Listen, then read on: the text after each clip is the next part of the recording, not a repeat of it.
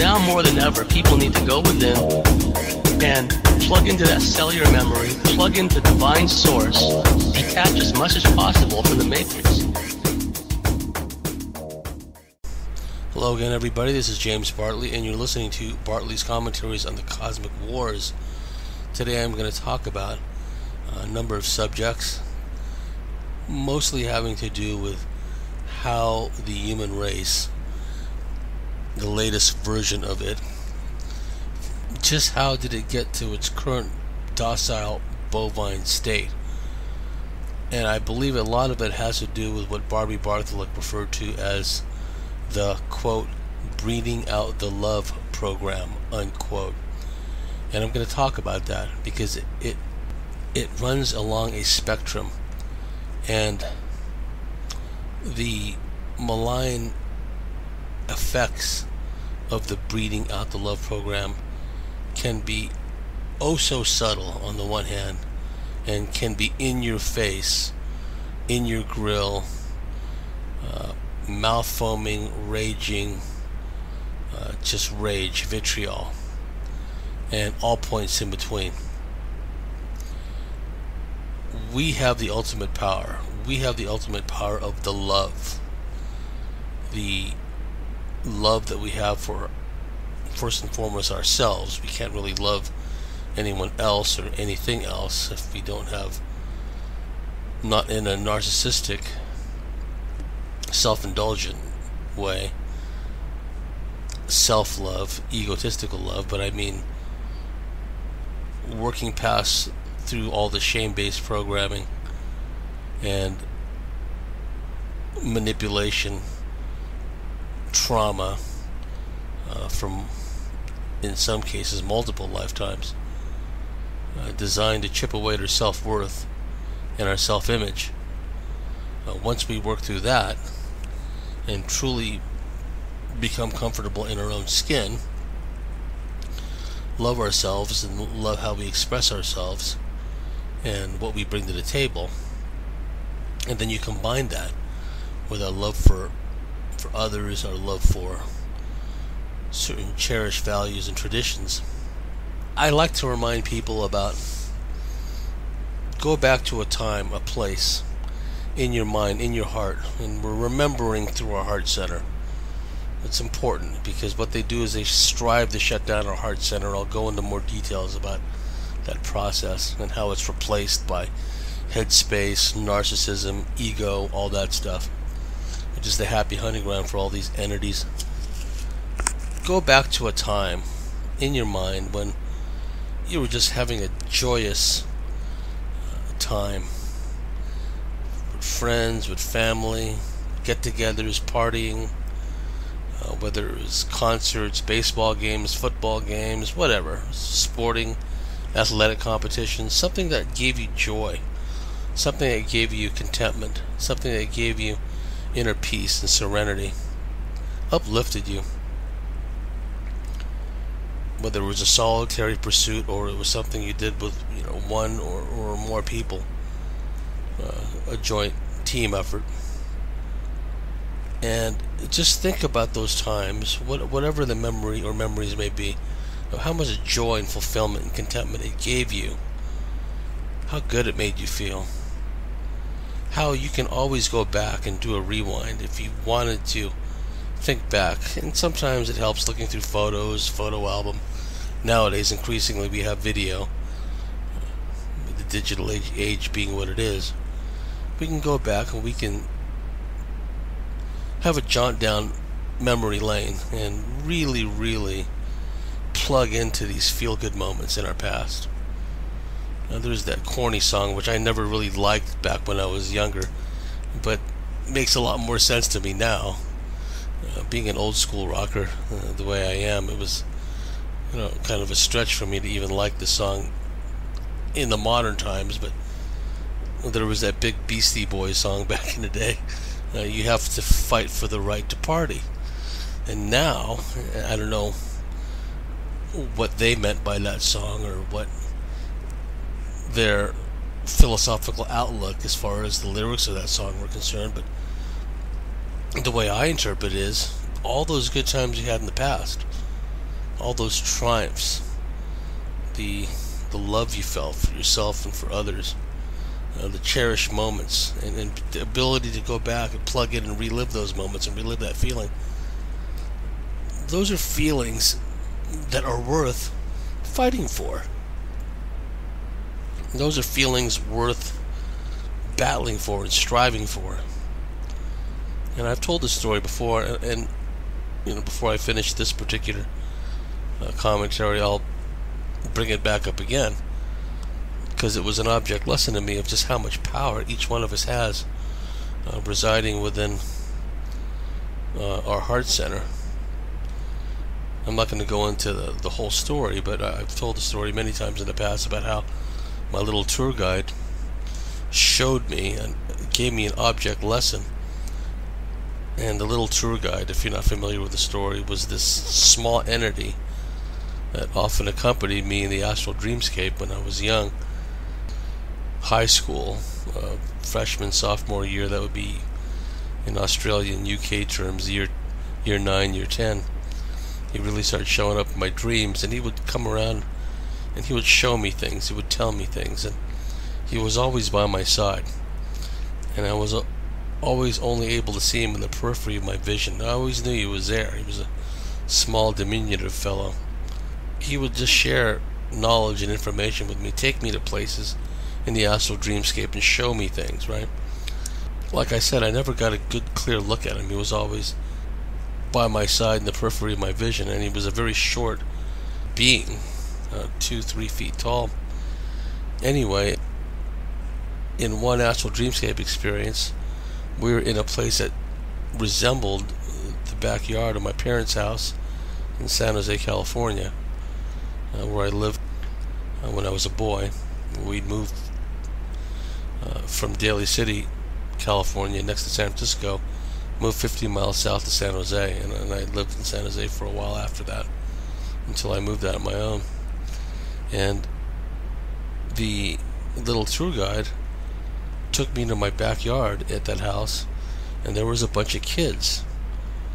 They were all clustered in a big mass, and they had their arms outstretched, and they were swaying, their arms were swaying to the left and to the right in unison, and they were doing this kind of om kind of chant, kind of tone, right? And silly me, I asked the little tour guide, my little tour guide, like, what are they doing, right? And why are they in my backyard? So for the first, only, and last time I ever saw him, my little tour guide came out, stepped out from where he was standing by my side, where he usually was, stood directly in front of me, looking up at me. And I mean, this guy was short. I mean, I was a short guy, but still kind of short. But he came up to like around a little above my navel, okay? So he stands directly before me, looks up at me, grabs both my wrists and presses the palms of my hands together in an attitude of prayer directly in front of my heart center. At which point, my heart center, for lack of a better term, just exploded in just this boundless energy burst of, it was like ecstasy, nirvana. There's no way I could describe it, just how it made me feel, right? Just this burst of pink, and a lot of pink, and pink light, pink energy just burst forth. Think of like the color of a rose quartz, for example, just bursting from my heart center. I didn't even think in terms of heart centers back then, okay? That came much later. I had no idea. I didn't know what chakras were until much later, decades down the track, really. Little tour guide pressed my hands together in an attitude of prayer in front of my heart center. My heart center exploded in this nirvana kind of ecstatic kind of feeling, and I was just awash in these bright lights of pink and amber, and I just found myself jettisoned, catapulted into the air. And then, I don't need to go into any more detail, but that was the last time I ever saw the little tour guide. And in hindsight, he made his point in a way that, it was an exclamation point. This is like your last lesson, grasshopper, right? This is the last thing I need to show you. And what he showed me was the power that each one of us has, that resides within our heart center. No matter how shame-based we are, no matter how traumatized we are, it may seem infinitesimal, the amount of power we have within our heart center. And the strenuous efforts the archontic forces, demiurgic forces, go to make us feel shame-based, to traumatize us, to metaphorically and energetically create like a hard shell around our heart center. And the purpose behind that is to get us into our head space, where we're much more easily manipulated through strong emotion, through neuro-linguistic programming. Just think of all the cultural Marxist indoctrination going on today. Get us out of our heart center, get us into our head space, where we're just subject to this never-ending barrage of propaganda, disinformation, cultural Marxist Luciferian programming. And it becomes a happy grounding ground for all these negative entities, right? And the little tour guide showed me then just how powerful this force is that resides within each one of us. So keep that point in mind when I talk about the breeding out the love program, because with an intact, functioning heart center, we have the means to instantaneously detect any form of bullshit. Nothing gets past us. I guess I was fortunate, like I've told this story in the past, but it didn't seem like a good thing at the time. But growing up, I was surrounded by narcissists, pathological liars, kleptomaniacs in my own family and extended family. So after a while, I didn't even listen to their lies anymore. I didn't even observe them going through the motions of trying to set me up for some kind of stunt, some kind of psyop, some kind of rip-off deal they were trying to pull on me, right? Because, I was surrounded by narcissists, pathological liars, and kleptomaniacs. And after a while, you don't even listen to them anymore, because what are they going to lie to me about now and why, right? So I just consciously tune them out. But at the same time, my heart center, still fully functional at the time, despite whatever unhealed trauma and shame that I had yet to work through, it was like still working, still humming in the background, although I didn't recognize it as such at the time. I didn't realize that I had this heart center lie detector working within me. I just went by vibes, unconsciously.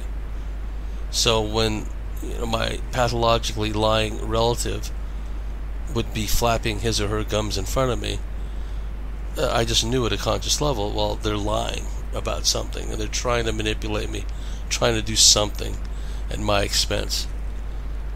But there's a vibe that goes along with that. It's a bad analogy, okay, because it's got nothing to do with inorganic, artificial AI or anything like that. But a term you hear frequently these days is machine learning in an AI context. But if one learns to trust their heart center, it teaches itself. It learns at a geometric progression. It learns very fast, right? So I don't even have to hear the complete lie anymore from an audible perspective, being told something verbally, right? The face that's telling the lie could be a big smile, bright-eyed, bushy-tailed, the whole bit. But the vibe that the liar is giving off is easily detected by my heart center.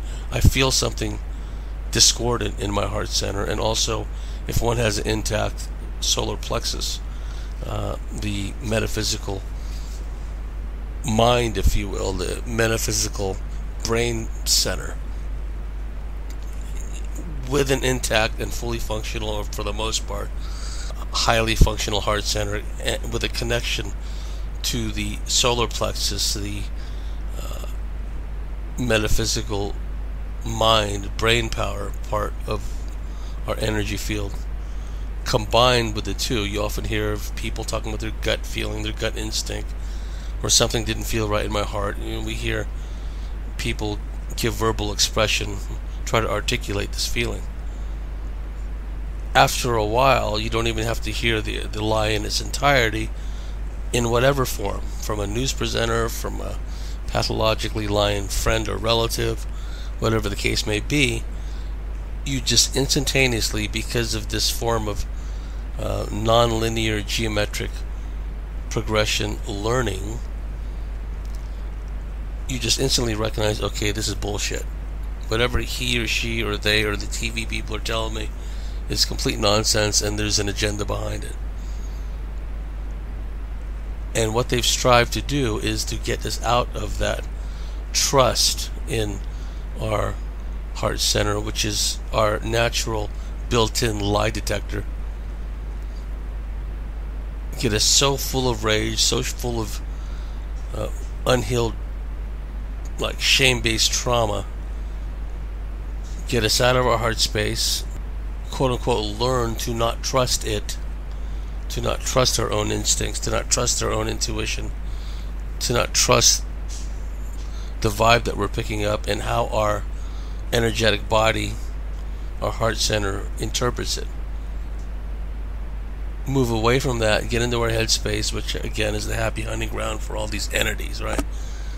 Where they can start pecking away at you with their OCD thought loops and intrusive thoughts and bad suggestion thoughts and promoting bad habits and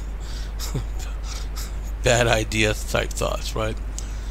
And notice how the whole entertainment world, Hollywood, the news presenters, etc., everything, they try to force feed their version of all this disgusting nonsense in our face. Literally shove it down our throats. We get to a point, they want us to get to a point where we no longer have the natural innate ability to detect all that as BS and just go along with it, get into our headspace, and then take it all on board. I mentioned to Judith Quoba in a recent interview she did on the podcast, and I mentioned to her that I knew people that were so freaked out about the so-called Delta variant, right? And they'd already had the Pfizer, the double whammy from the Pfizer, but they're considering getting the single shot J&J on top of that, Johnson & Johnson. I mean, the clock's already ticking on these people, right? They're not going to be around much longer. They're not going to reach their 80s or something, or their 70s. The clock is ticking on them. But they get the J&J on top of that, and then on top of that get, if they're still around long enough, to get the seasonal boosters. I mean, they're toast. They're history. Stick a fork in them, they're done. And the latest communication I got from them is they're so freaked out because they know the U.S. Olympic team was waxed prior to going to Tokyo, but they're still coming down with the dreaded plague, right? They're still coming down with it. And then this person was writing this lamentation to me. Oh, even when we take the wax, even when we social distance, people are still catching it. It's like, what are we going to do? And this is the person that told me they're thinking about getting the J&J single shot on top of the double whammy Pfizer they've already got because of their fear of the Delta. And now they're freaking out because the contradictory messages they're getting. You need the wax in order for life to go back to normal. Oh, the wax doesn't really work. You can still catch it with the wax. You can still be contagious and pass it on to others. The unwax can make you sick even though you've had the wax. So there's just this constant barrage of contradictory archontic, demiurgic disinformation. And because they're in their the happy hunting ground of their headspace, instead of working from an embodied standpoint with a fully functional heart center, which should detect all of that instantaneously as complete and utter bullshit. They've been in their headspace for decades now. They're freaking out. And they don't even recognize the lies and the contradictions that they're constantly being fed, force-fed. They literally don't have the ability to stop and critically analyze and wait a minute, they told me one thing, now they're contradicting themselves. In fact, they've contradicted themselves a few times.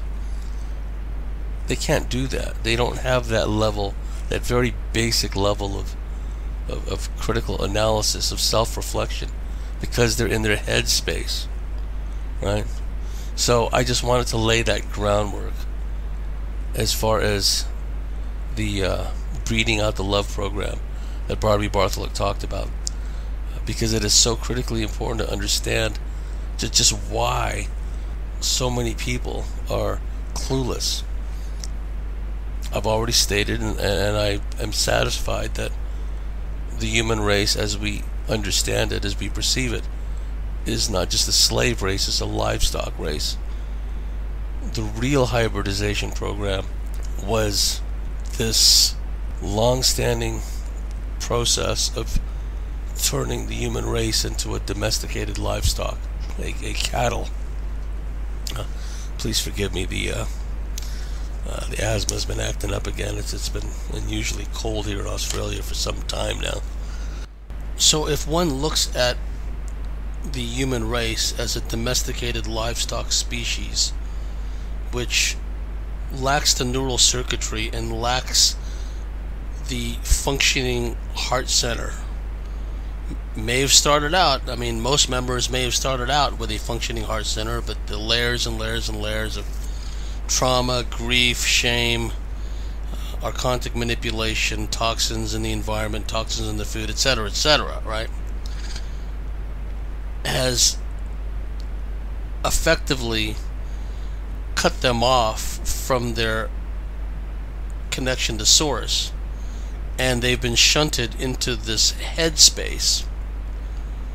We're talking about a species which lacks self-awareness, self-reflection, which lacks the ability to critically analyze and critically assess what is going on based on the external stimuli that they're receiving, and the ability to sort out the wheat from the chaff, the ability to filter out the nonsense, the BS, etc., Barbara Bartholic was always fond of saying, these people, meaning the public, they simply don't have the neurology to understand any of this. They lack the neural circuitry. She also was fond of saying that the aliens know us molecule by molecule, right? And we're seeing that in spades nowadays with what they're doing with the molecules and the waxes, right? The graphene oxide and the spikes and all that kind of thing. It's come full circle now, where the technology on the surface has progressed with a lot of archontic influence and guidance to the point where they can do this en masse. Time to call the herd.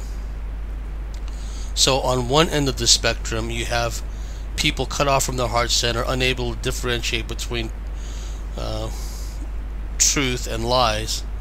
And then the other far end of the spectrum, you have the foaming at the mouth, rage-filled, emotional responses. And that's what the communist, Marxist, Luciferian indoctrination is all about. Just shunting these people into the victim aggressor mentality. To be sure, many of them will have had a fair sprinkling, perhaps even overabundance of reptilian Draco DNA to begin with. But at this point, I would think that even if someone did not have an overabundance of reptilian DNA, if the template is such that they're lacking in empathy, they're lacking in self-reflection, they're lacking in self-awareness, lacking in the ability to plug in via the heart center to higher sources of information, it would be relatively easy to shunt perhaps even a formerly passive person into the rage-filled, mouth-foaming SJW mode. A key aspect of the hybridization process was precisely for the reptilian gray mantis geneticists to churn out generation after generation of these rage-filled children, soon to become rage-filled adolescents and then rage-filled adults. And this happens during the genetic hybridization process, and then intermittently over time, in a linear time sense, these people, many of them, are re-abducted by the aliens, put through psychological programs designed to engender rage, anger, fear, instill trauma. In various ways they do this, being made to see scenes of nuclear devastation over and over and over again, being put through what I call the unloved scenarios, where you're in these astral dreamscape virtual reality type scenarios, and everyone that you come across, even apparent relatives and friends, they want nothing to do with you. They literally turn their back on you. And then the feelings through endocrine, through hormone glandular manipulation, the feelings of shame, of guilt, of feeling unloved are accentuated within the context of the astral dreamscape virtual reality manipulation. So, whether they've been shown in these experiences nuclear devastation, or they've gone through the unloved dreams, they wake up feeling very poorly about themselves, sometimes even crying, right? And that's just one example of one type of emotion which is engendered. Other types are the rage responses that they're trying to engender and instill within people. The genetic hybridization that creates entire generations of children lacking in a fully developed frontal lobe, so they lack the impulse control. You add on to that the huge tsunami wave long before this whole COVID psyop pandemic, the whole tsunami wave of autistic children who become autistic adolescents, autistic teens, autistic young adults, autistic adults, because now we're generations into that. These really damaged people. And of course, we talked earlier about a spectrum, okay? I'm not talking about the type of autism where someone is just nonverbal and I don't mean by saying just to minimalize or marginalize the heartache and the hardship and the trials that the families and the autistic individuals have to endure. I'm not talking about that. I'm not trying to marginalize that. It's a very real, serious thing, and it's now part of this human livestock condition. Has been for some time. It's just that within that spectrum of autism, you have, and that's their term, it's not our term. They're the ones that came up with the term autism to explain away all this, right? Because the last thing they want is people to make the connection that it's their allopathic treatments that are responsible for all the various gradations and stages of the spectrum, the autism spectrum disorder. What I'm talking about in particular are those within that spectrum that are quite violent, that are completely lacking in impulse control, that in their mind and in the way their neurology has been altered, irrevocably altered, because of the destruction of the cognitive function, the brain inflammation, the erosion of the impulse control network. What you begin to see in not all cases, but in many cases, you begin to see something similar to what you see with sexual offenders, where they confuse sexual gratification through one means or another with violence, because that's been one of the things that psychologists have bent over backwards to try to cover up, to try to explain away. Oh, these people, these autistic adults now, right, or young adults or teens, they have the mind of an infant, so they don't understand that when they do things of a sexually aggressive nature, they're not really responsible for what they're doing. And yes, I understand that concept, I do, but there has to be accountability, there has to be responsibility. What is the root cause of all this anyway? Well, it's these allopathic treatments, of course, right?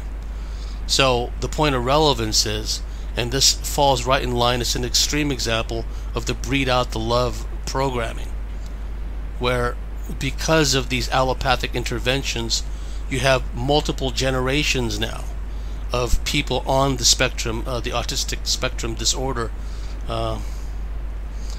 spectrum, and some of them on the far extreme ends of the spectrum, they're quite violent, they're quite hypersexualized, they indulge in things like rape and public masturbation, all kinds of things, right? And there's no impulse control net, a complete separation because of the massive brain inflammation. You already had the template, generations worth of separation from the heart center anyway. So that is an example of the breed out the love program, that once they're born into the world, the template already exists. The allopathic interventions take place, they wind up being on the spectrum, and in some cases at the extreme end of the spectrum, where they're quite violent, quite sexually aggressive. And it's all, when these stories do come out, and there are many such stories, the psychologists explain it all away. They got a mind of a 4-year-old. They don't really understand what they're doing. And that's all part of the shtick, too. Barbara Bartholic she regressed a number of people, as you know, and she worked with some kids, some quite articulate kids, whose parents allowed them to be regressed.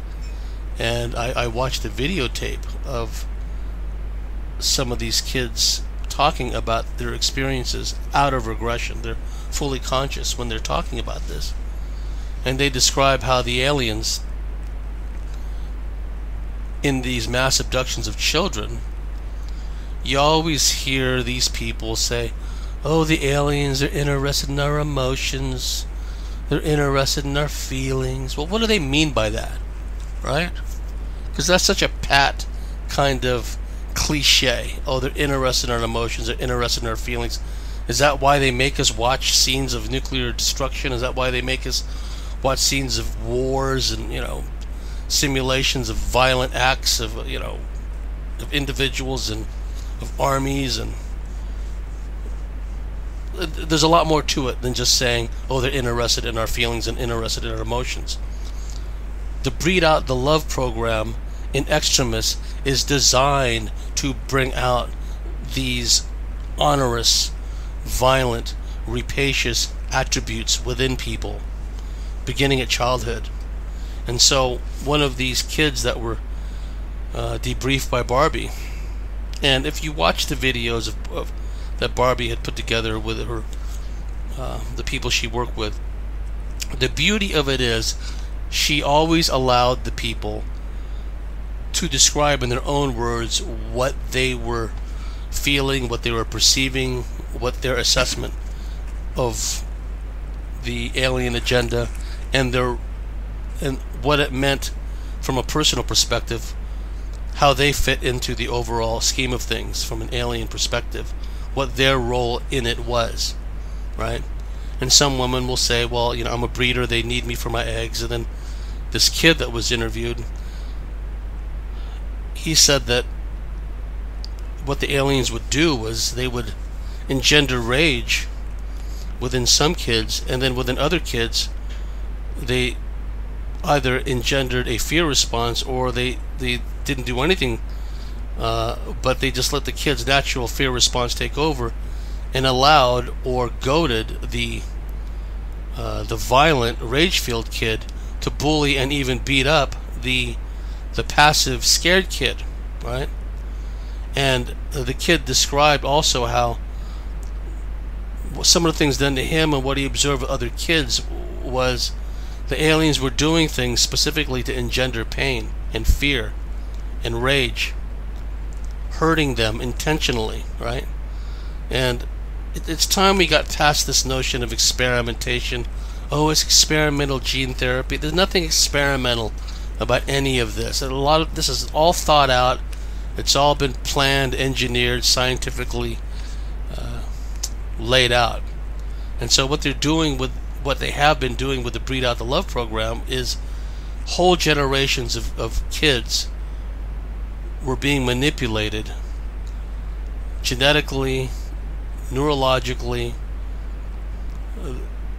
Their endocrinary system is messed with. So from a glandular hormonal perspective, certain glands are stimulated or certain hormones released to bring about certain emotional neurological responses. It's not just like dopamine hits either. That's a very basic, simplistic way of doing things, of thinking about it rather. It's doing things from a glandular hormonal perspective and a neurological perspective, precisely designed to engender a rage response, a violence response, conversely a fear and anxiety response, all points in between. And then once they're born into the world, and this is intermittently happening to them by the aliens doing this to them, then they find themselves in the day-to-day world where the programming is such, the mass societal programming is such, where at the very least, if they don't get the anger, rage, foaming at the mouth response out of these kids, and increasingly that's what's happening in the schools through all the Marxist, cultural, Marxist, Luciferian programming, at the very least, what they have is hordes of kids that are apathetic, compliant, acquiescent, indifferent, narcissistic, self-indulgent, addicted to their digital devices. These kids were halfway to Borgville anyway. That's even before. And notice with the rollout, the emphasis is shifted to the kids. They keep wanting to wax the kids over and over and over. We're in the midst now of a tsunami wave of genocide on a planetary scale, and it's non-human in origin. This is what myself and my colleagues have been talking about all along, and finally the coin is starting to drop. A lot of these surface level researchers are starting to catch on to that there is a non-human intelligence behind all of this. So when you see these pathological liars, and I was talking about pathological liars earlier in this segment, and they're on TV and they're saying over and over and over, vaccinate, vaccinate, vaccinate. It's the only solution. It's the only thing you can do. There's nothing else to do. And then the journo terrorists, as Mike Adams calls them, right? They've already been queued up to ask specific leading questions, making it seem like there's a controversy at work, making it seem like the government isn't doing enough, right? Well, it doesn't seem like these restrictions are harsh enough, because the rate of infection for the dreaded Delta variant is increasing exponentially. What are you, reptile politician, going to do about it? Are there going to be harsher restrictions, and when will they take place? When will the army get involved, right? So instead of journalists asking real questions like, what the hell is all this about, right? Really, what's really going on? No, these journalists are not just asking softball questions. They're asking leading questions designed to elicit a response which favors more harsh restrictions, more lockdowns, more limitations on what's left of our freedom. This is all archontic, draconian, Orion-inspired, Luciferian, demiurgic, archontic. There's nothing human about any of this. So we're back, getting back to that concept of the spectrum, okay? The spectrum that I talked about in the beginning. So your average everyday person, they fall into the spectrum where they're just apathetic, acquiescent, believe whatever they're told.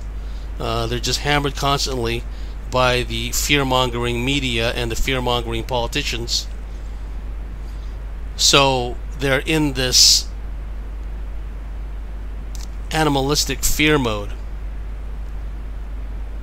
where they're more than happy to give away, not even if they understand what freedom means, even in the abstract sense, but more than happy to relinquish whatever freedom they have left for an illusion of security. And they're too dumb to realize that the more they give up with the expectation that they'll get back, the more they will permanently lose, because there's no intention of giving back.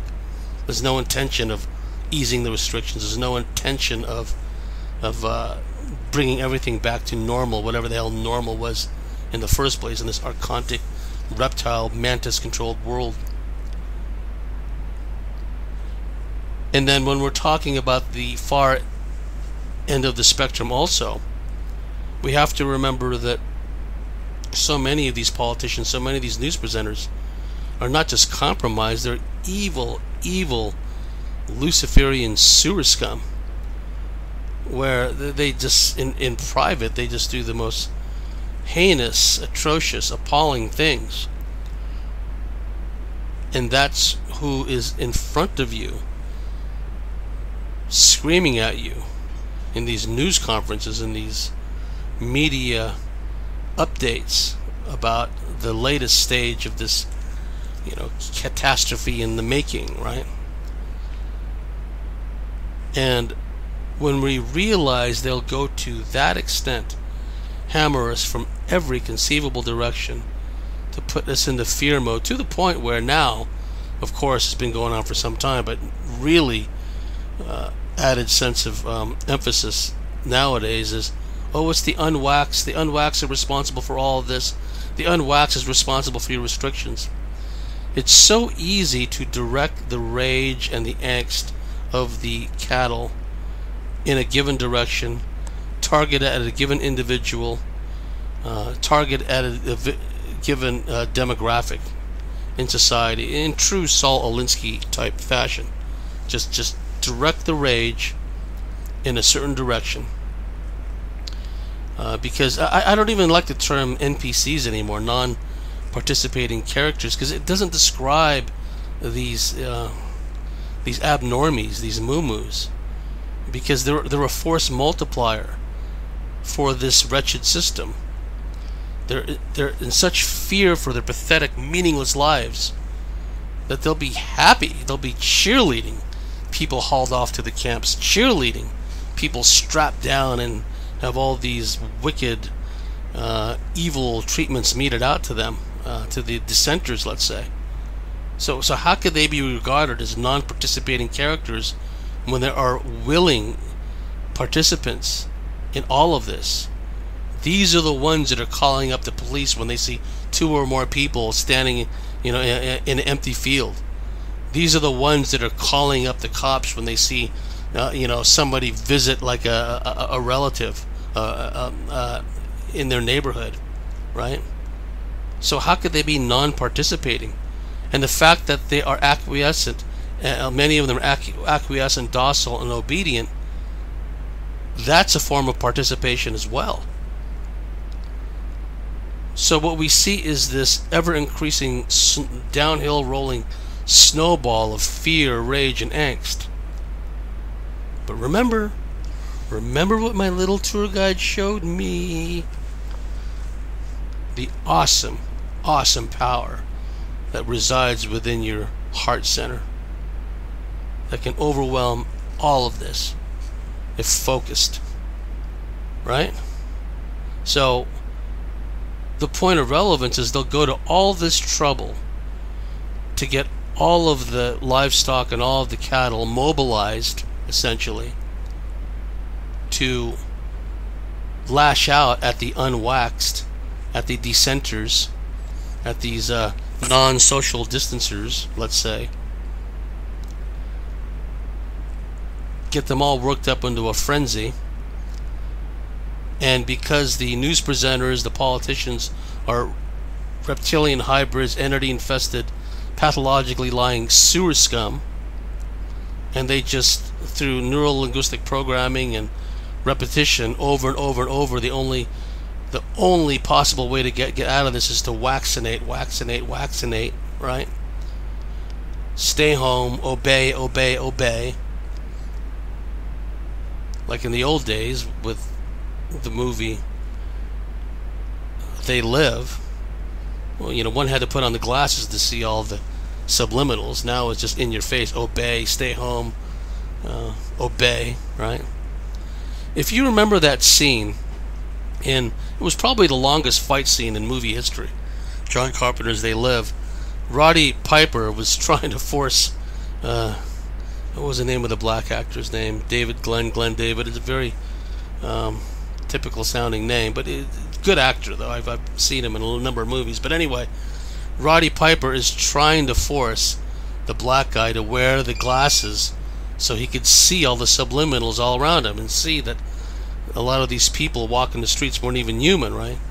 And that fight scene lasted for like 12-14 minutes, and it was a perfect metaphor for how many people today are still spinning their wheels trying to talk some sense into people.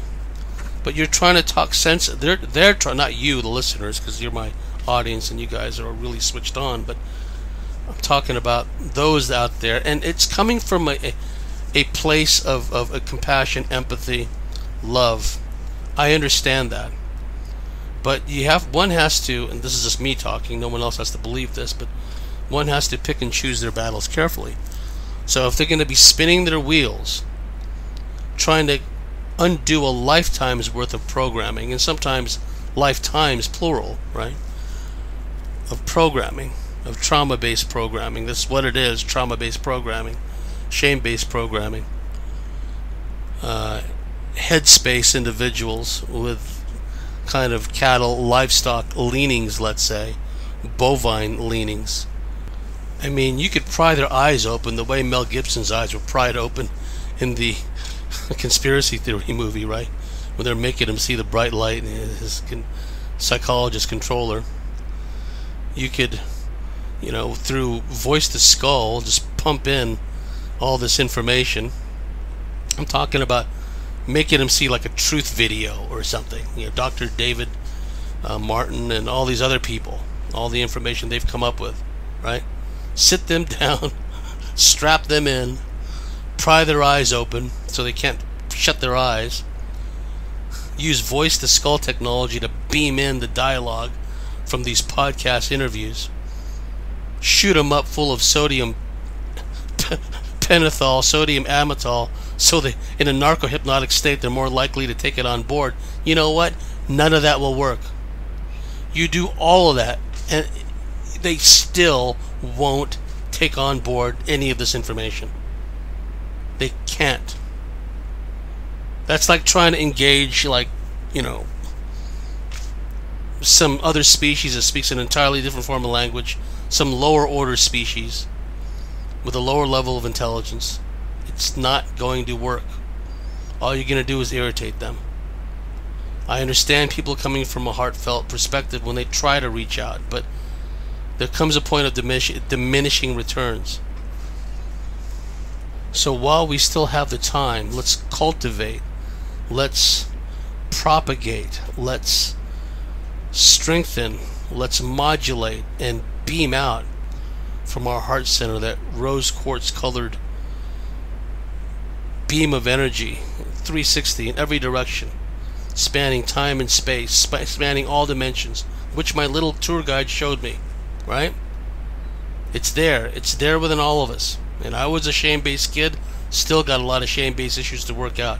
And if that amount of power can come out of my heart center, imagine all these other people out there who are far more healed and well-adjusted and reintegrated than I am. Okay? That is how we will triumph in the end. But we have to be realistic about this. The casualty count, the body count, if you will, has only just started.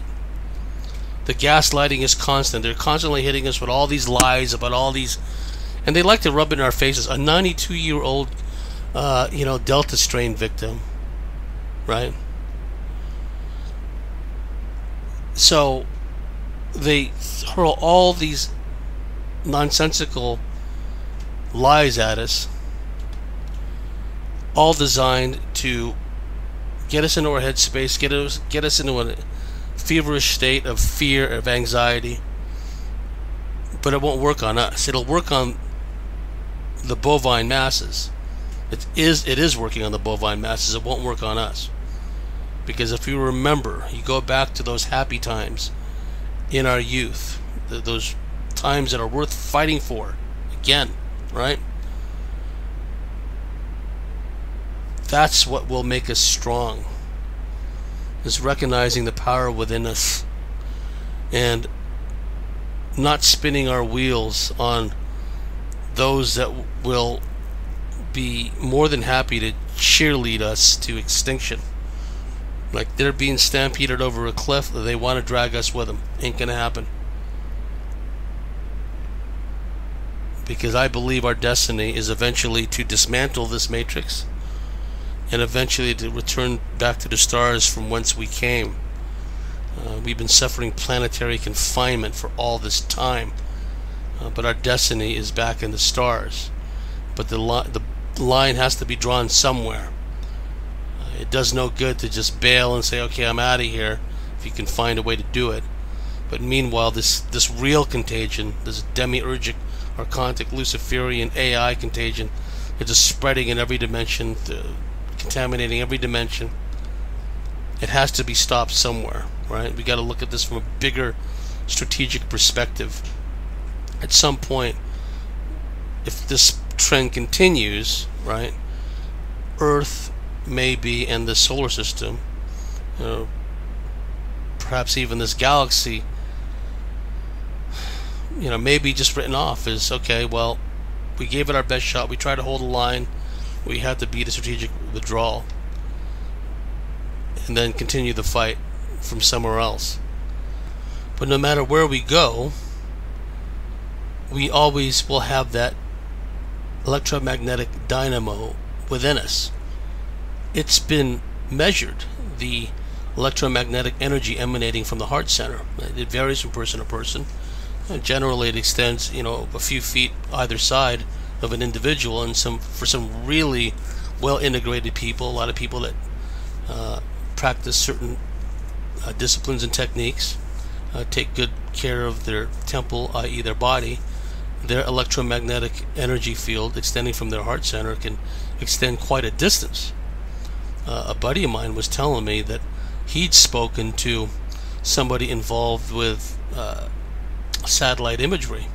I can't remember if he said the guy was with NSA, NRO, CIA, one of those spook agencies involved with overhead satellite reconnaissance. But I've told this story before, but it bears repeating. They detected this heat source somewhere in the Himalayas, right, from overhead imagery, infrared sensors. So they located the source of it, clicked down, zoomed in, and then they imaged what was there.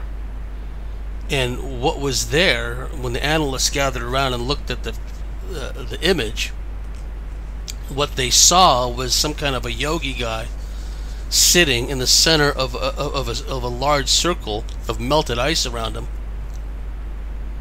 and he was just sitting there emitting all this heat. He was apparently in meditation, but the heat that was emanating from him was such that it created, not only did it melt some of the snow around him in 360-degree directions, so he sat essentially in the middle of a big circle of melted ice, almost like in a crater.